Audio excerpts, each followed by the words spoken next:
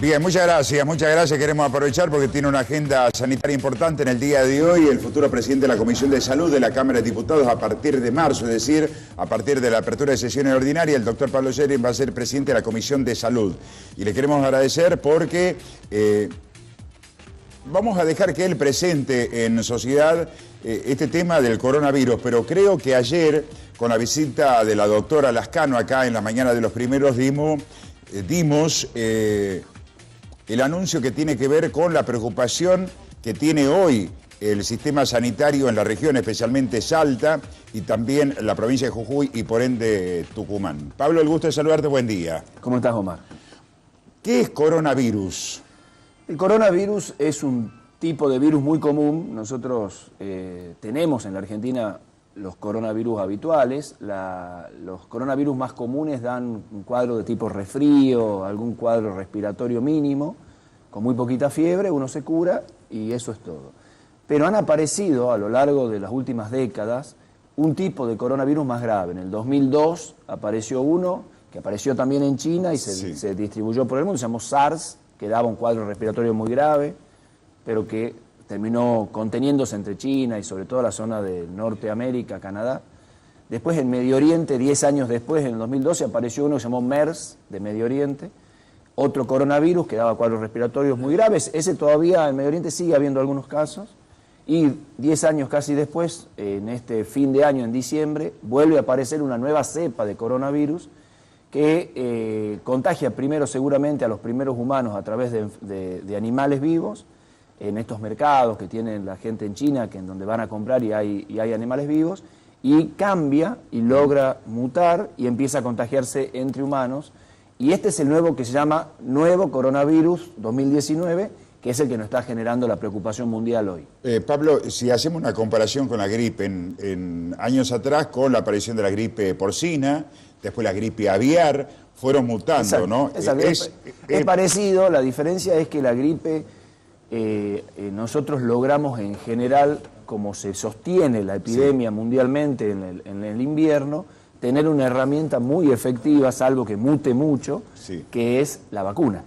En cambio, el coronavirus, estos coronavirus que son graves, no tienen una vacuna. Entonces hoy dependemos de las medidas de aislamiento, quiere decir aquellas personas que tengan la enfermedad, que no contagien, todas aquellas personas con cuadros respiratorios, cuando estornuden, que se tapen la boca, que se tapen con el codo, que se laven muy bien las manos. Tendría que ser natural, ¿no? Son esas cosas naturales, pero que conviene siempre repetir, que sirven para la gripe, y que en el caso del coronavirus hoy, tanto la epidemia del 2002 como la del 2012, tanto la de SARS como la de MERS, generaron cuadros graves, muerte, como esta está generando, y también muchos cuadros intrahospitalarios, o sea, muchos enfermeros, muchas enfermeras, muchos médicos, que al atender a estos pacientes sin la protección necesaria, terminan enfermando. Estaba viendo un informe relacionado a una recorrida en el mundo y cómo se está preparando el mundo. Pablo, ¿en algún momento va a llegar? Sí, lo más probable es que sí. A ver, el SARS no llegó, el MERS no llegó, pero nosotros tenemos la obligación de prepararnos. Bien, porque por allí, a ver, ¿qué relación hay entre lo estructural, la pobreza, la situación social y la llegada de este virus que además no tiene vacuna? Porque dicen la preocupación está dado en lo que pueda pasar en África, mencionaban Nepal, Sri Lanka, y la preocupación que llegue a Latinoamérica, en Venezuela, por la estructura social que tiene hoy ese país. Además, por allí hay denuncia que hay desmantelamiento de los hospitales. No así Chile, no así Perú, no así Argentina. ¿Qué relación hay entre la situación social, la pobreza y la llegada de este virus? Directa. El tema es que la llegada más tiene que ver con nuestro contacto internacional. O sea, ¿cuánto contacto tenemos nosotros inicialmente con China? Luego con el resto del mundo, porque hoy la verdad es que uno dice de los 8.000 casos, 7.700 están dentro de China. China ha hecho un trabajo de contención muy significativo. Si uno ve lo que pasó en China y compara con lo que pasó en el 2002 con el SARS o en Medio Oriente con el MERS o con la gripe H1N1 en México, etcétera, la contención, la velocidad de la detección, la identificación del el virus ya está cultivado, Omar. A propósito, nos acaban de confirmar 2 casos ya en Gran Bretaña. No, y Francia tiene 5, y Estados Unidos también, y Alemania. Bueno, en Estados Unidos ya en 4 sectores del país del norte ya hay casos confirmados. Bueno, ¿no? y ayer llegó un avión con más de 190 norteamericanos que vivían en Wuhan y que fueron trasladados y que hoy están en cuarentena en Estados Unidos y que se van a distribuir. Y por allí la pregunta común que se hace, ¿qué secuela deja? No deja secuela, va directamente... En general es un cuadro respiratorio viral no grave. Pero provoca muertes. Puede provocar muertes en un porcentaje bajo. ¿En qué casos se da, por ejemplo? En general se ha visto en pacientes que tienen alguna condición previa. Pacientes mayores, adultos mayores, o personas que tienen alguna patología respiratoria previa o alguna patología cardíaca. Es muy parecido a los factores de riesgo que tiene la gripe, ¿no? Por ejemplo, entre la neumonía y el coronavirus, ¿qué diferencia hay? No, el coronavirus produce, cuando forma las formas graves, neumonía. Esto es ¿cómo se identificó? Eran neumonías de gérmenes desconocidos que no mejoraban con los tratamientos habituales. Frente a eso se buscó y se encontró este nuevo virus. La verdad es que el mundo se está preparando para estos cambios. Cada vez vamos a tener seguramente más de estas situaciones, y la Argentina, como bien decís vos, Omar, no está exenta. Y hay que preparar a los sistemas de salud para proteger al personal y también para protegernos entre todos. Bueno, ahí la conferencia de prensa ayer de Ginés González García ratificando que no hay caso en la Argentina, pero Así que es. puede haber caso. Ahora, Pablo, sin quitarle el peso al tema que hoy están abordando los distintos medios, ¿cuál es la mayor preocupación que tienen ustedes a ver en el sistema de salud? ¿El coronavirus o el dengue? Hoy. No, el dengue. Hoy nosotros tenemos una situación en Argentina con una presión epidemiológica de dengue desde Brasil y desde Paraguay muy intensa, y con casos de dengue importado, e inclusive algunos que no solamente están en las provincias limítrofes, Salta, Jujuy, que son las habituales. Bueno, en Brasil la cantidad de casos... 2 millones de casos el año pasado, de los cuales 1.200.000 han sido confirmados. Luego y 600 Paraguay. muertes. Porque el dengue también, uno se olvida, puede generar mortalidad cuando uno, en general es más común la mortalidad en dengue cuando uno ya ha tenido dengue varias veces, ¿no? Nosotros tenemos una provincia, por ejemplo, en donde el dengue, salvo el 2009, en donde tuvimos muchos casos, no hemos tenido, la mayoría de nosotros, los tucumanos, no hemos tenido dengue, y eso nos pone en una situación de relativa tranquilidad, pero eso quiere decir que tenemos que mantener esa situación, ¿no? de no infección por dengue, porque la vez que uno se contagia una vez, quizás de una forma leve, pero otro año se contagia con otra cepa o con otra cepa y las formas se van haciendo cada vez más graves. Bien, ahora, es decir, en algún momento va a llegar a Argentina. ¿Solamente puede llegar por contagio de persona a persona o pueden ser casos autóctonos? No, tiene que de persona a persona. En general, en este momento, como te digo, si de 8.000 casos identificados, 7.700 son en China, el que está haciendo un gran esfuerzo, y yo creo que en este sentido ayer la OMS se lo ha reconocido, cuando decreta la emergencia internacional, pero la decreta, digamos, de alguna manera preventivo, digamos. Claro, reconociendo que el gran problema lo tenemos en China y que el gran trabajo y el gran apoyo de la sociedad internacional va a estar dado en contener en lo posible a este enorme país que es China, ¿no? Estamos hablando de 1.300 millones de habitantes, en una situación de también muy variopinta en cuanto al sistema de salud chino, ¿no? No todo el sistema de salud chino es como Wuhan. Hay situaciones mucho más complejas en el interior. Bueno, en Pergamino, reiteramos, se activó el protocolo del coronavirus en la Argentina, es por una mujer internada en esa localidad de la provincia de Buenos Aires, es una de las informaciones que está marcando la agenda. ¿Tenés información que ya se esté trabajando sobre alguna vacuna? Según lo que dicen hoy toda la evidencia médica, el hecho de haber podido, hace 2 o 3 días salió el informe, que ya cultivarlo al virus, no solo lo tiene al genoma absolutamente reconocido, sino a su vez cultivado, habilita la posibilidad de probar tratamientos posibles para los casos más graves y también la posibilidad de generar una vacuna, que no llegará hasta dentro de unos meses o años, porque también esto... No es tan sencillo, pero la FDA en Estados Unidos y la Agencia de Medicamentos Europeos le han dado una categoría de investigación a esto que habilita una investigación mucho más veloz. ¿Se puede hablar de pandemia? No, porque en realidad es un brote muy localizado todavía de China, como dijimos. Solamente hay 80 casos fuera de China.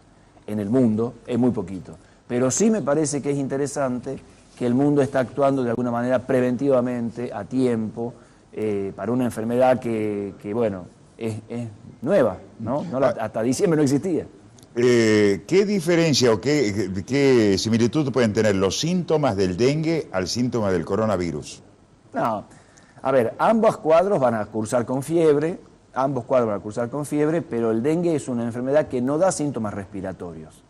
En cambio, el dengue. En cambio, el coronavirus da síntomas respiratorios. El dengue es más síntomas de dolores fiebre, musculares. Dolor muscular, sin síntomas respiratorios. Como decía ayer, el dolor de coyuntura. Claro, en cambio, el coronavirus va a dar fiebre y tos.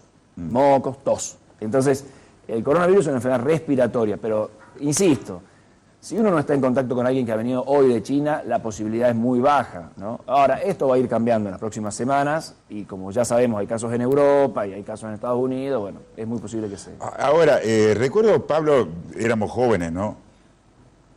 Cuando se dio el caso, ¿te acuerdas del cólera? Claro, éramos muy jóvenes. Era el aislamiento. Recuerdo que en ese momento se había preparado el Hospital Avellaneda con sus carpas respectivas como medida preventiva. Ayer veíamos que en el partido de Ezeiza se está preparando el hospital que está a 18 kilómetros del aeropuerto, digamos, para aplicar el protocolo.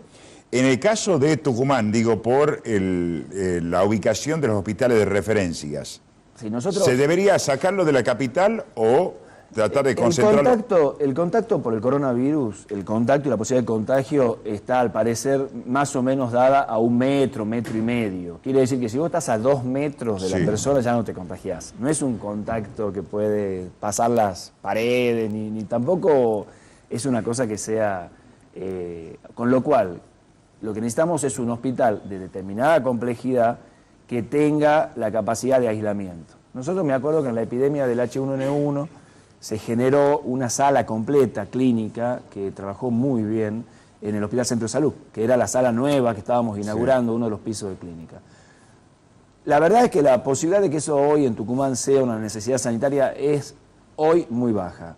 Con lo cual me parece que acá lo que tenemos que entre todos seguir preocupándonos por el dengue por un lado, que eso tiene que ver con el trabajo sobre el mosquito, o sea, descacharrar, secar todos los elementos que tenemos en los patios, etcétera. Consultar a los médicos en caso de enfermedad, de fiebre, y bueno, y también el sistema de vacunas, que es muy importante por el tema del sarampión, que Provincia de Buenos Aires no logra controlar. Mira qué interesante lo del sarampión. Cuando fue el brote de sarampión ya que hacemos memoria, en el Mundial de Sudáfrica, ¿te acordás? Tuvimos una llegada de sarampión de aquellos países y se empezó a propagar dentro de la Provincia de Buenos Aires. Mansur estaba de ministro en Buenos Aires. En 2 meses vacunó a 1 millón de bonaerenses en ese momento. En esta epidemia, que lleva casi de sarampión que hay en la provincia de Buenos Aires, que lleva como 4 o 5 meses, recién van 200.000 dosis puestas.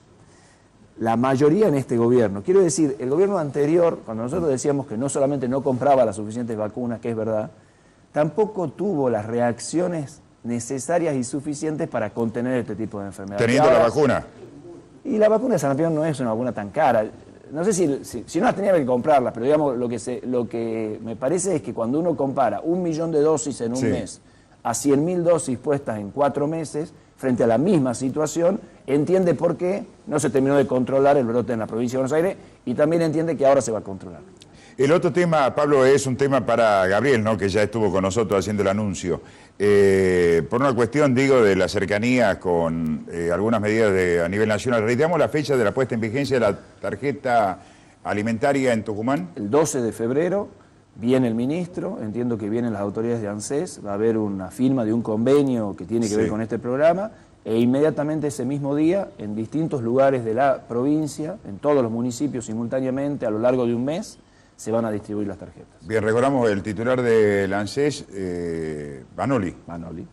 Vendrá junto con Daniel Arroyo. Exactamente. Va a ser con Padrón ANSES Exactamente. Las personas que van a recibir la tarjeta son personas que tienen AUH Sí. y que tienen chicos de menos de 6 años o que tienen AUH por discapacidad y entonces la recibirían hasta los 18 años o que tienen AUH por embarazo. ¿Será en forma general o irán ciudad por ciudad, capital, el interior? No, se va a hacer en forma simultánea, en varios lugares, se va a avisar, por supuesto, se va a hacer muy ordenadamente, como se viene haciendo en todo el país, por orden alfabético, se va a avisar un cronograma específicamente, y bueno, estamos hablando de varios, de 50.000, 70.000 tarjetas, creo, en 50.000 beneficiarios. Es un movimiento grande. En los próximos días hablamos de otros temas. Muchas gracias, Pablo. Gracias por la invitación. Compartiendo los primeros hasta las 9 de la mañana.